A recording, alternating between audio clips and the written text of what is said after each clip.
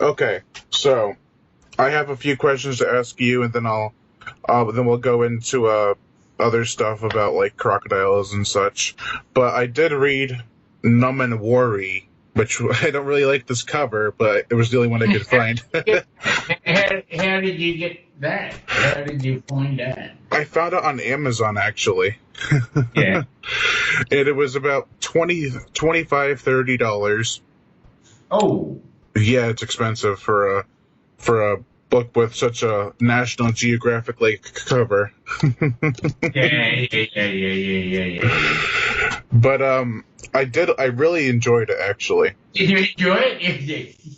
Yeah, the funny thing about that book is that just about everyone who reads it really enjoys it. Like they somehow become part of the whole process. Yeah, you feel like you're with the characters, you're trying to decide whether they're right or if the crocodile should be killed or not. But I was always on the pro crocodile side myself. But Yeah.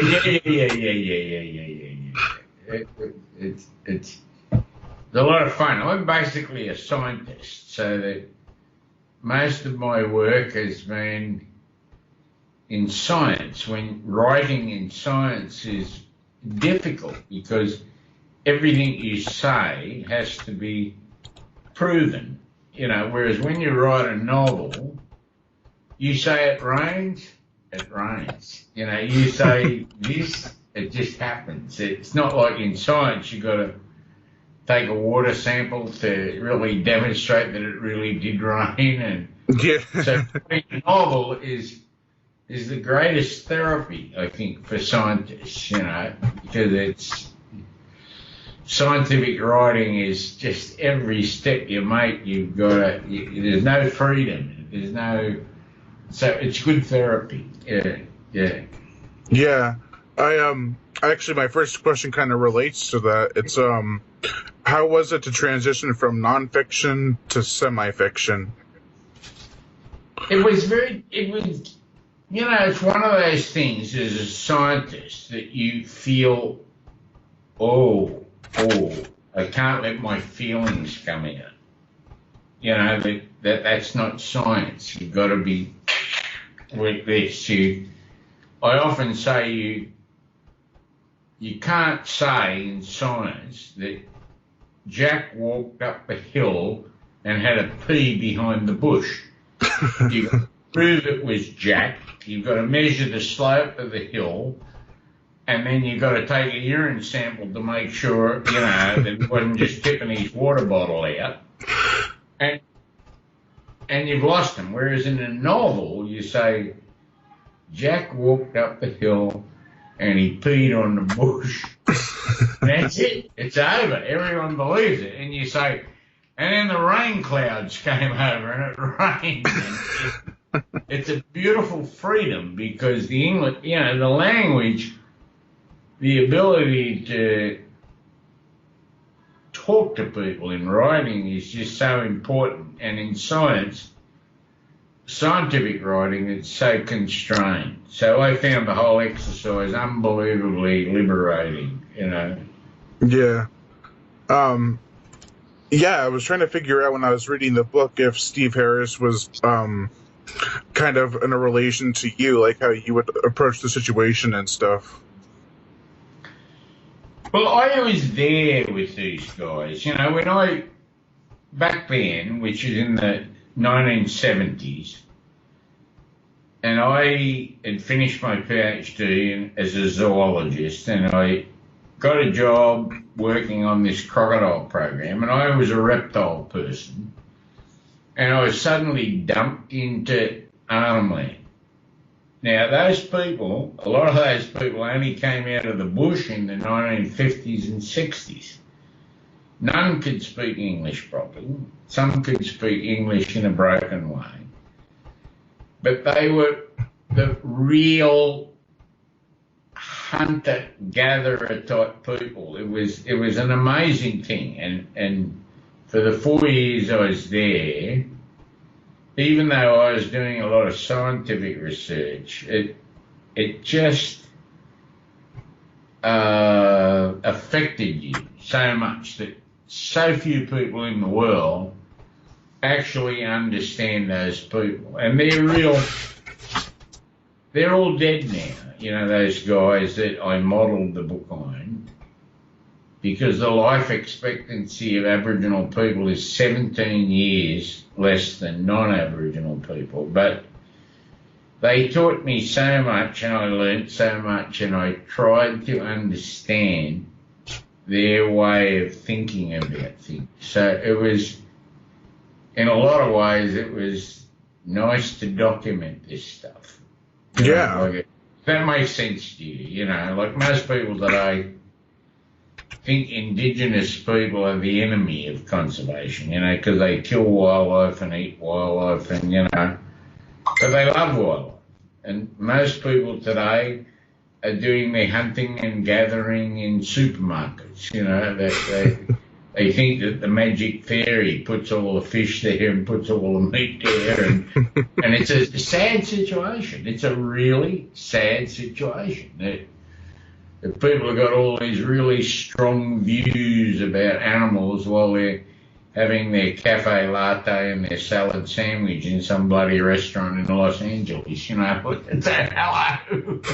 It's not what the real world's about. The real world's, you know, 7.5 billion people, and maybe 2 billion of them are still living on wildlife, you know, and people have got to understand it. And so this was very early. This was in the early days because it was published in 1980.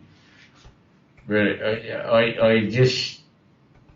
I feel proud of it, you know, because so many people have read it and just got swept up in it, you know, swept up in this story, and they end up with an understanding of crocodiles and an understanding of Indigenous people, and that's hard to get today in today's world. Yeah, usually it's one side or the other. I'm going to have to ring you back, love. I'm in the middle of an interview with an interesting guy in the US about Numunwari. Can you imagine that? I'll bring you back. Okay? Okay, love. Take care. Bye. Crazy world here. Crazy world. Yeah. She used to be the deputy. No, she was the head of the opposition in the Northern Territory in the government. You know, she was the treasurer and, you know, an old friend. Yeah. Nice.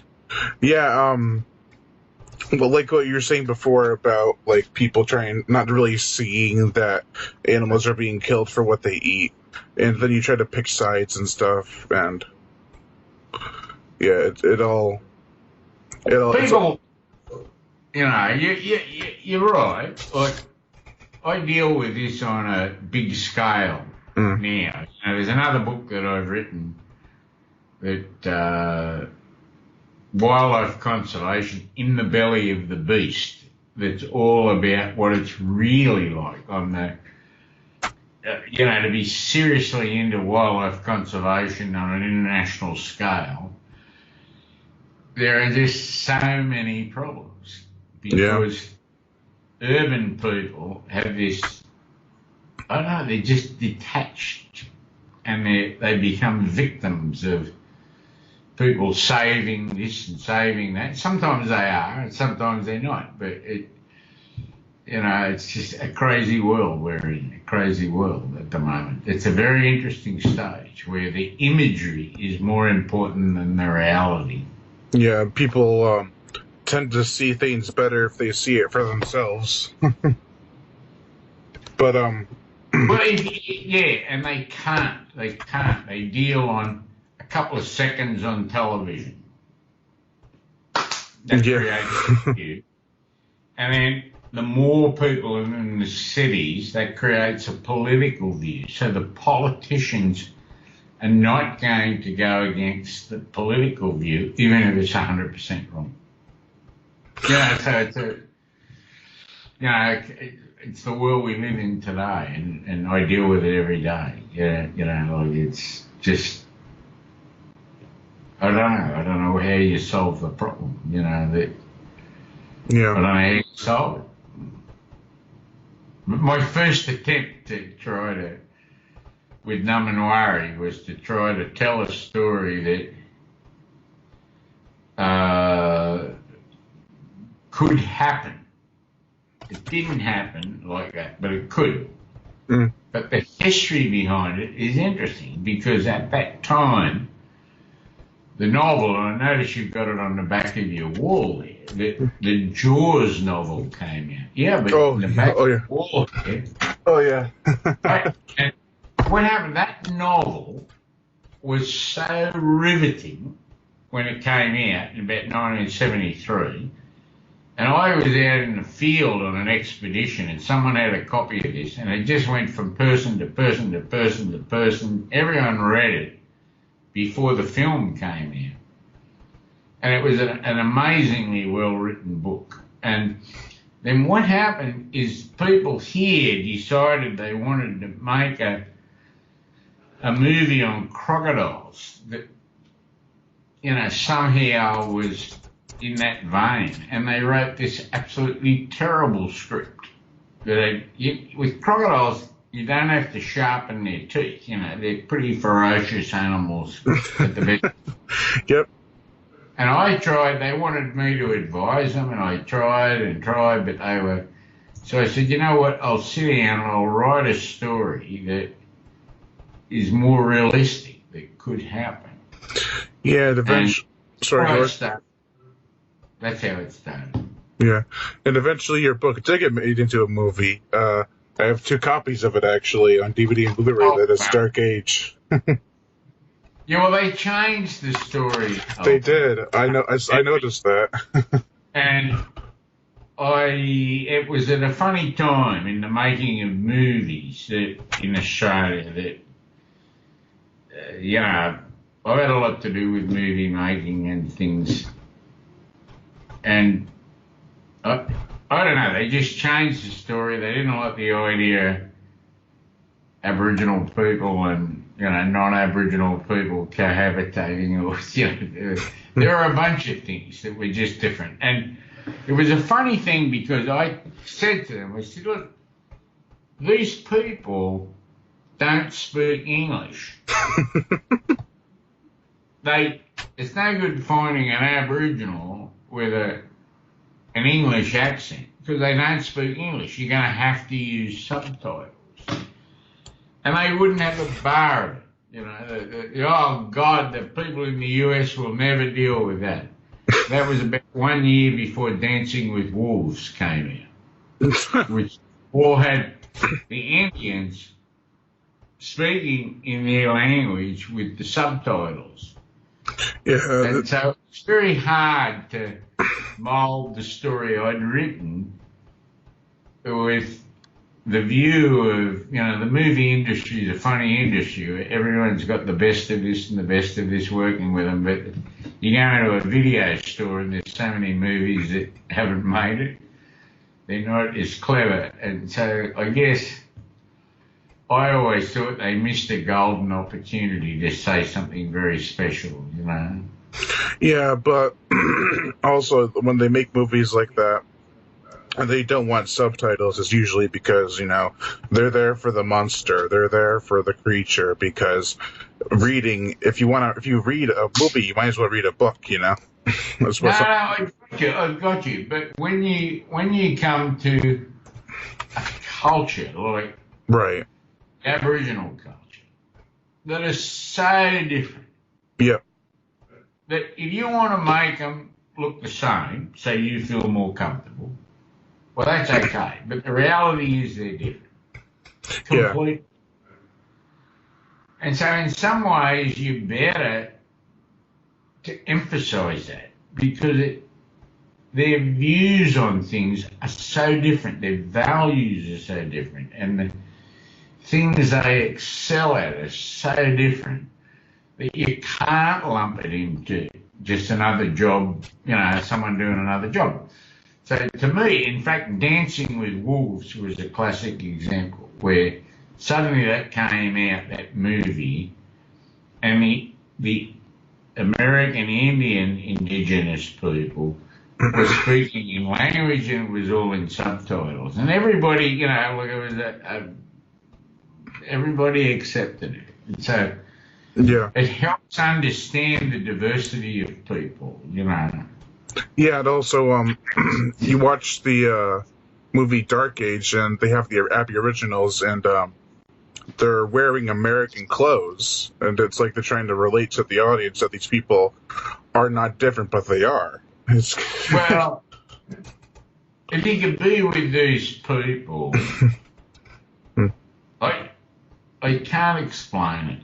It's just that for me, spending years with these people, they are just amazing people. You know, their values and everything is so totally different. And in a real world, that doesn't mean they're higher or lower. It just means they're different. And Yeah. we need to respect that. And that's very hard. I always say, you know, there's 10 words that should drive the world: tolerance, respect, and understanding of all people's cultures and traditions. If you don't have that, very difficult to achieve much on the international stage, you know. Yeah. That makes sense. I'm a bit of a philosopher. Yeah, because at the time Dark Age came out, as well as Numunwari, Australia had kind of this reputation for making balls out crazy movies, and then they had Dark Age and Numunwari come out, and it was like, these are more so what would you say, grounded, or more realistic, approach? I'll tell you what happened is that there was a Prime Minister in Australia at that time, Gordon, his name was, and he decided to promote the whole filmmaking thing as a mechanism for promoting Australia. And there were some very good films came out, very pivotal films. And so there were a whole lot of tax incentives and things. So a whole bunch of people sort of got into the film industry, not because of the value it had, but because there were tax incentives. And so, I don't know, it sort of, the period lasted a couple of years and it stopped. And Dark Age, which was Numunwari, was made during that period. And they had, I think they had American interests in it, and they weren't into, you know, white guys and black girls putting together, or they weren't into this or that, or it's just somehow somebody, you know, they have these problems, and they're market problems. I can understand it, but for me, it, you know, yeah. This was making a statement that about the differences between people, but the beauty of people and the skills of people, and you know, it was a different story. Yeah, I felt that a lot with the characters, especially Undabund and Steve, because like in the book, they're he was just an amazing character. This guy, he was just an amazing bloke. He's dead now, and but there's still his great grandchildren still coming to Darwin, and I've got a special relationship with them. And the same, the other guy, Adjarl, he's dead now. But his whole family, like, I'm linked to them in a tribal sense, and so they come in and you can't explain it in European sort of ways, but there's just a beautiful link, and I don't know, it just enriches you in a different way, you know. They kind of like live in the world where they're devoid of all the problems of the so-called real world, you know. I'll tell you an interesting story, right? That my son, my youngest son, is currently in Central Maine, playing basketball and going to, and Underboyne, Jockey, his other name was Jockey. Well, a friend of his had come in a long time ago, and I said, I want you to show Freddie, my youngest son, how to make fire without without matches. And the lady said, I don't know how to do that. And I was horrified. And I said, well, your grandfather would be astounded if you didn't know how to do that. And anyway, this was another lady, and then Jockey's great granddaughter came in, beautiful person. And I was telling her this story. And she said, well, you're in luck, aren't you? Because that fire stick is my dreaming. So it was her special thing. So she took Freddie out, and she got the sort of stick, and she got the other sort of stick. I've got them just here. I can show you, actually. And she showed him how to make fire without matches, and then they took him down, and they made fish spears and stuff with him, He's over there playing basketball now with you guys, Yeah. But, I don't know how yeah. They're interesting perceptions on people. Yeah. I forgot, I was going to tell you, but I have a review for the book, a review for the movie Dark Age, and a movie versus book video coming out later this year for all Numunwari and everything. So I hope I'm trying to get that done as soon as possible. I have the script written for Numunwari, the script for the review. So I have nothing but praise for the book. So. Well, that's good. I'm glad. There's so many people who enjoyed that book. I can't begin to tell you. It's never been publicised properly, but that's okay. We live in a very remote part of Australia. We're 3,500 kilometres from Sydney. We're closer to Singapore. We're very remote, but a lot of people have read that book, really like it. They finish it usually pretty quickly, in a day or 2 days, because they can't wait to get to the next part, Yeah, it took me about a couple of days. Even young kids that are reading their first book, and it gives me great pleasure, to think that that's occurred. Yeah, and then I ask people, like people who are fans of creature features and creature books, and they're like, I ask them, have you ever heard of Numunwari? And they're like, Numun what? Yeah. Not around here. I'm not. In a lot of ways, I'm a scientist, not a novelist, right. And I sort of feel, well, I put a spear in the ground, people can find the spear. I feel I've done my duty to those people, to the situation that existed, and I'm not the business sort of person to really promote things like this, but I do know that just about everybody that's read that book, just somehow it's, what has happened is the crocodile population has recovered back to where it was historically. We have an industry based on the sustainable use of crocodiles, so landowners, Aboriginal landowners and non-Aboriginal landowners, all get income back from crocodiles. Totally sustainable. Yeah.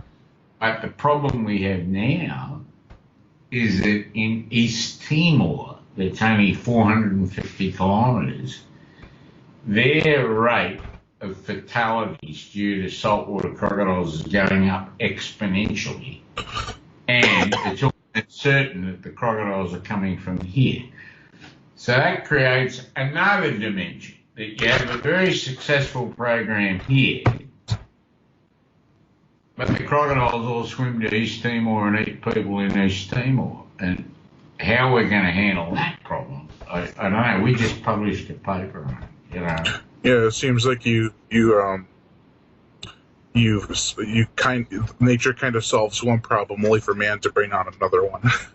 It's exactly what's happening, and it happens in conservation all the time. That you protect sharks to increase the number of the great white sharks, but then the great white sharks increase and start eating people, and everyone says, "Hey, hang on, how many great white sharks do you need?"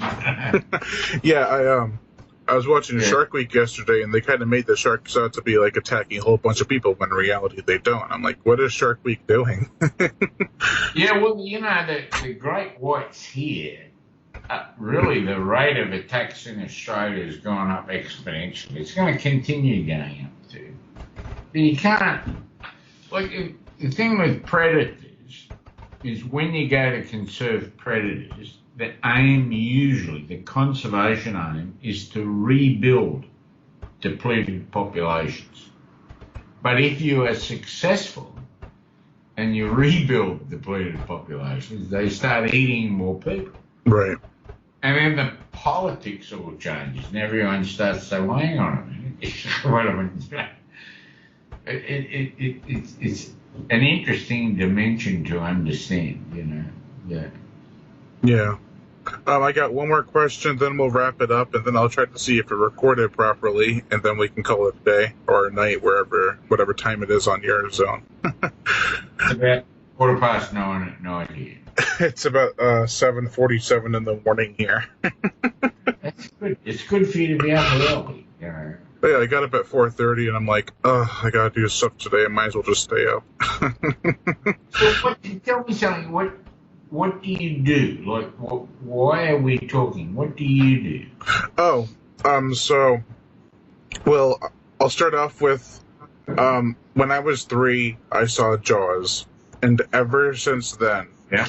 I've just been in love with creature features and horror movies. So eventually, when I was, how old was I? I was 19.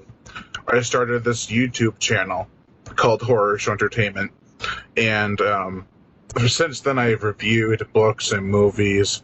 And what I do is I try to spread my opinion to other people and see what their opinions are. From that point of view, what you may need to understand is that crocodiles are really a serious predator. They're not like sharks. Mhm. People can go and swim with sharks and they can feed them with their little gloves on with metal and, occasionally a big shark might come in and take their leg or something. But crocodiles are different. The big crocodiles, not alligators, but the big crocodiles like we have here, if you wanted to commit suicide, you would go out to the Adelaide River Bridge and you would dive off and start swimming. And there is a 100% chance you'll be killed. 100%. The only gamble would be if it's going to happen in 5 minutes, 10 minutes, you're never going to get to 15 minutes. So part of the thing today is to recognise that they are really serious fucking predators. This is not dramatising the animal, which a lot of people do. You don't have to, as I said to you before, you don't have to sharpen the teeth of a crocodile when they are really a serious predator. In a lot of places in the world, they're eating people, and it's a massive problem because it's a real problem. Mm-hmm. It's not like alligators. Alligators, I don't know, there's millions of them and they kill a couple of people a year. These things are just serious predators. And so trying to work out how to live with them is very complicated. It's very complicated. We've taken, like tigers are the same. Tigers eat people. Now, if you go back to the 1970s, our population of crops has gone up 20 times in abundance, 100 times in biomass, and the people here in the Northern Territory put up with it, partly because we use the crocodiles and they generate income and we use them sustainably. Tigers have gone down another 50% because the poor people that are getting eaten don't get anything back from conserving tigers. So the conservation of predators is a really serious thing. But from your viewpoint, some of these animals are really spooky. Well, I mean, they are really, you want the real horror. And humans have been dealing with this forever. When a crocodile looks at you, even in captivity, and he lifts his head up and looks at you, something inside you tells you this is bad news. This goes back to the first monkey creatures that climbed out of the first tree and went to the first lagoon to have a drink, and they got chased away by a crocodile. We've been dealing with crocodiles for millions of years, and it's in here somewhere. We know it. Even if you've never seen a crocodile, if you see a crocodile head come up like this and its eyes look at you, you know. And it's some sort of historic, generic, thing that's in here. And it's this role that we've played. And from your game, when you look at spooky animals and horror movies and stuff like this, I tell you, crocodiles are a very interesting case history because they are seriously dangerous animals, and humans have trouble dealing with it.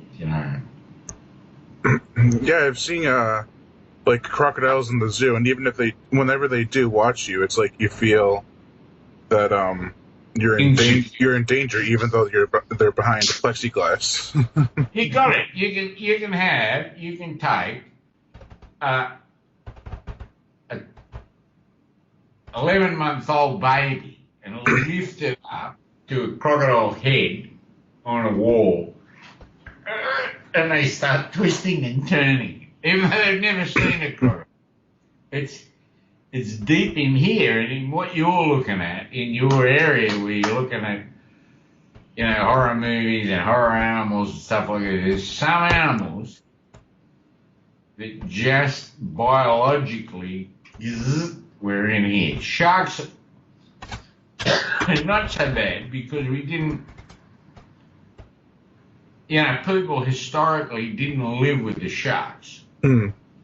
Crocodiles are water's edge predators, and everywhere where people had to come to water, they've had to deal with crocodiles.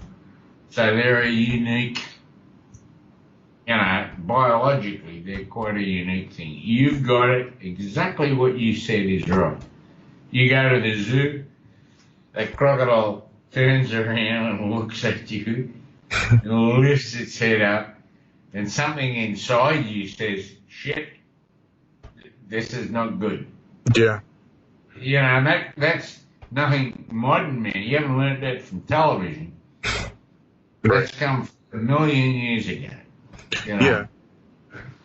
And don't know whether that helps you too much, but that's my philosophy. Yeah, and like I watch creature features and stuff, but I always know that there's you can have fun watching creatures and movies, but you have to respect the real thing. The essence of what you're talking about, bud, is this relationship between people and predators. And it goes a lot deeper than Jules. Right. And, sorry, go ahead. I don't know what you do. You're suddenly in an area. So you never had to really deal with great whites. Right. Nobody ever had to deal with great whites because nobody swam out in the areas they live in. But crocodiles, you've had to deal with them for generations and generations and generations. So they are the real things that, as you say, when they turn around and look at you and just lift their head up, something way back primitive says, shit, this is not good. And in a lot of ways, that is the substance of horror movies to me, is to make them real. You know, make them something that could happen tomorrow, you know. Yeah, like like when you see a predator like that and you can't do anything because you can turn around, you can not look at the animal, but it's still looking at you. You're still its target. They're designed, if you look at them, they can breathe through their nostril. This is all underwater. Right. They got their eyes open, their ears open. So all they need to do is they just put their, like a periscope, they just put their head up a little bit and they can sense exactly what's happening. And nobody can see how big they are under the water. And they can come from the other side of the river if they see you on the edge, cleaning your fish or doing whatever you're doing. They can see you, they turn around, they look at you, and they just go under without a ripple. They go all the way under the water, and they come up right in front of you, just at their head, and you can't do anything, and they launch out and grab you. And there's nothing you can do. They're the perfect water's edge predator. My philosophy between the line between horror films and real life is when you watch a horror movie and you get scared, you can turn away, you can turn it off, you can just not look. But with a real life predator, you can turn away, you can look, you can just not look, but they are still looking. No, and you're right. I was saying to my son just the other day, it was over from the US, I was saying, Angel, there are people who appear to be fearless, and there are people who are fearless. And there's a great difference between those two. And you learn that when you work with crocodiles. You're with people that are all making out there, you know, and something goes wrong, and they just panic. And there are other people that are absolutely cool. It's a great insight into people. Yeah. And all you can hope is the people that panic,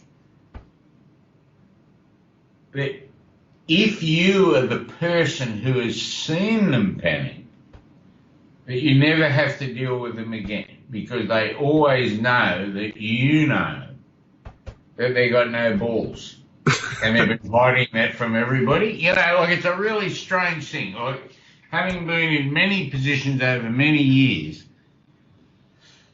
where you're close to dangerous situations, that people, I don't know, people, this primeval thing of whether you panic or whether you're cool is a big deal. And if you write a novel about sharks or anything else, remember that, because there's people that appear to be fearless and there's people that are fearless. Right. I was telling you that in basketball, you know. No, and also if you're near the person, or if you're with a person that does panic, you make sure you're far away from them. Well, you got to be. You never know about it until the end, until the action comes. Right. You never know, and it's when you. Well, you mightn't see it so much, but when you work in the field with people, I don't know, you become a different judge of people. Now, when you're dropped in a helicopter to go and collect eggs from a saltwater crocodile nest in some swamp, and there's only 3, and you're going through the swamp, and the female protects their nest, and all you got's an oar, and you know, an oar is everyone knows historically how to use a club. So you don't send a handgun in, because they're likely to shoot someone. Everyone knows how to use a club. And you don't need to do a bonding course with people. You're so fucking bonded to those three guys you're with that you're coming out of this thing, and it's not so dangerous really, but you come out of it thinking you've been through hell, and it's a great exercise of people and fearlessness and, Yeah, I just have one more question, then we'll wrap it up. It's pertaining I can to... talk all night as you're imagining. Yeah. Huh? No, I'm saying I'm sitting here with a bottle of red wine and I'm dealing with a bunch of issues, so I can talk all night. So you've got to shut me up. Don't be polite about it. This kind of pertains to Dark Age. Is how much creative input did you have in the making of that movie? Did you have any at all? I didn't, in the making of the film, I did not have the sort of creative input that I would have loved to have. They decided this was a commercial filming thing and they were going to change this and change that. They still captured a lot of what is in the novel, but not the real essence. The real essence of the novel was really traditional people, and and it's just too difficult for people. I think they could have done it, right?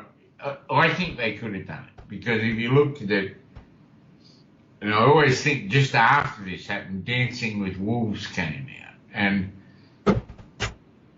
they did a wonderful job of separating the Indigenous people from the non-Indigenous people. They're different people with different values, and I was more about the people than I was about the crocodile. The crocodile was just a vehicle to make it all happen.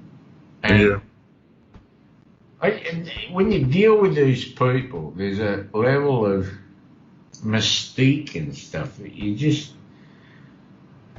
I don't know, you just, in our world you can't understand it, They're amazing. Yeah, I mean, when I saw the movie, I actually saw the movie first a while ago, then I saw the opening credits just based on the book. I'm like, I should check that out.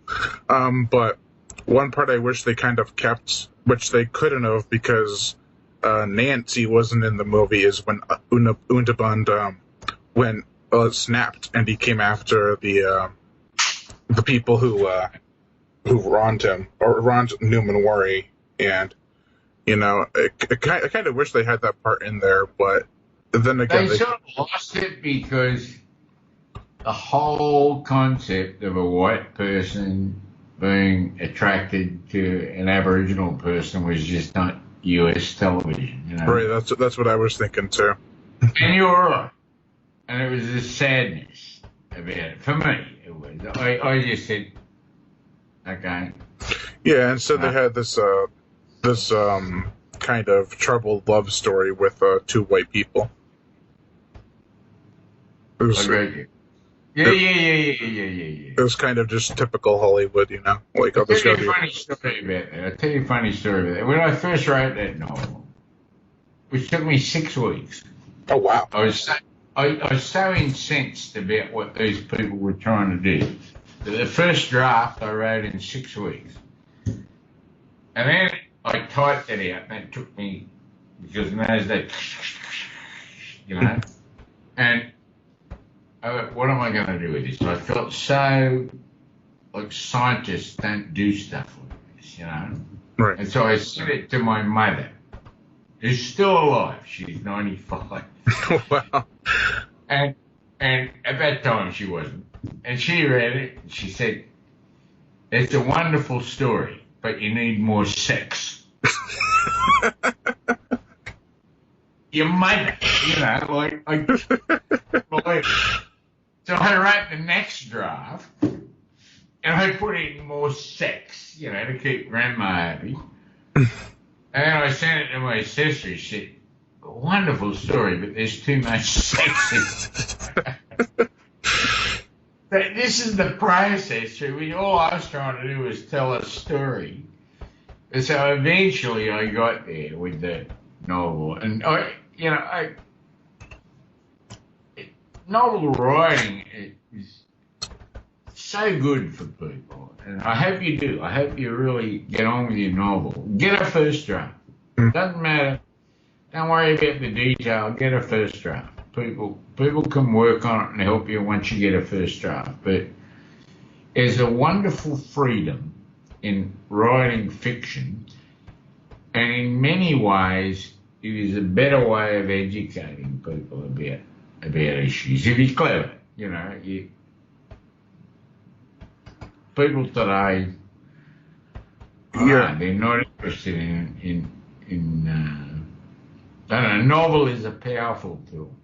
I've just written a book on wildlife conservation worldwide. And what I've used in that is cartoons. Because people relate to cartoons. It's just bizarre. You can be talking about a very serious issue, but instead of being, oh, God, you think that's bad? Let me tell you what happened here. That's bad, that's bad, that's bad. You put in something that makes people laugh, even though you're talking about a serious issue and they remember it, So I'm a bit double-parked in the Twilight Zone, Yeah, I think has a lot to do with people's attention to their attention to how they want to witness something. Like they can either read it or they can watch it, and usually people tend to go towards watching. But when you read a book, there's a lot more. A lot of people can't read stuff, but in a lot of ways, we're all trying, I think, to educate people in some ways. And if the hook is the horror movie type stuff, don't worry, it's still a wonderful vehicle for educating people about people. There's 10 words in the world. Tolerance, respect, and understanding of all people's cultures and traditions. It doesn't matter how you frame it, but I reckon if you can mould that into anything that people are going to look at, watch, doesn't matter what it is, if it's a horror movie or anything else, you've got to respect other people and other cultures, and, it should be the underlying thing to make it. It doesn't matter what the hook is to get people to watch it. You got to, you have been left wondering about Underplan. A real person, a real serious person. Well, how bizarre is that? He's this guy living out in the middle of bloody Arnhem Land, and you're sitting there in the US thinking about him. How cool is that? It is. It's it's the power of Amazon, I tell you. I got you. How long you gone? Huh? So you got everything you need to know? Yeah. This was a really good interview, actually. I got a lot of information about how to approach my book and stuff about Numunwari and Dark Age, and I'm really appreciative that you took the time to do this interview with me. It just hit me at a good time, actually. I just come back from I've been at a meeting in Fiji, then I went to China to a meeting in China, and I've just got back, and I've got so many issues.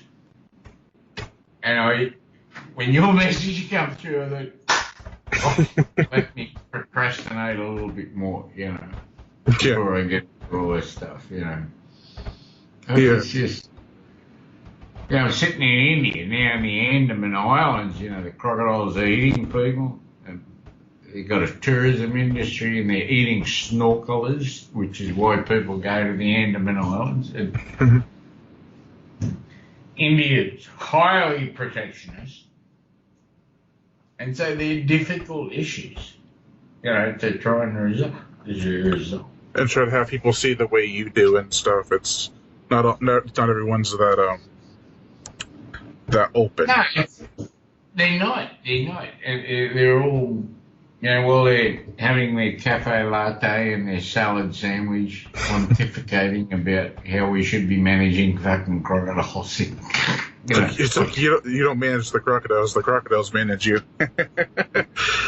That's right. I want you to write your book, right? You're going to let me know when you're writing. Just do it. Just start.